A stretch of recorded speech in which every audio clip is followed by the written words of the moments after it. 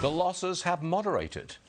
Asked me a couple of hours ago, and I would have said we're in for a couple of 100-point decline on the Dow at least when we start trading. Well, we're down to about a minus 158. That's where we are at this moment in time. Keith Fitz joins us this Monday morning. China's hardline approach to COVID, is that responsible for today's sell-off? What do you think?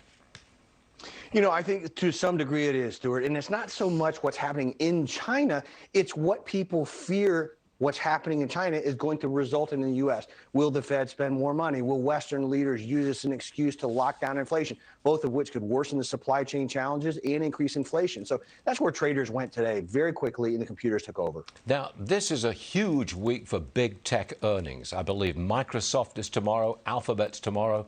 It occurs to me, Keith, that these earnings from big tech had better be good, or else we're all in real trouble.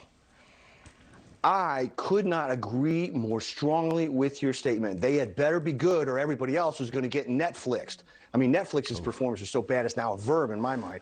But, you know, the key here is that it's going to hold its own because big tech is one of those things that the world cannot live without. Not all the money is the same. Not all the stocks are the same. There's definitely stocks I'm interested in and stocks I'm going to continue to avoid. Is this the time when Microsoft and Google hit their bottom?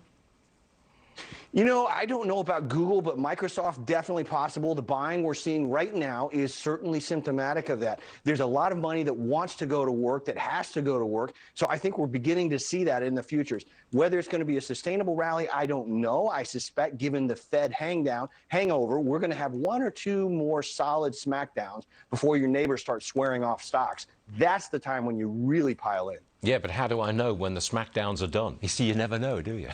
It's very hard. Well, when your neighbor starts swearing them off at the barbecue, that's the moment. That's a social indicator where you go, aha.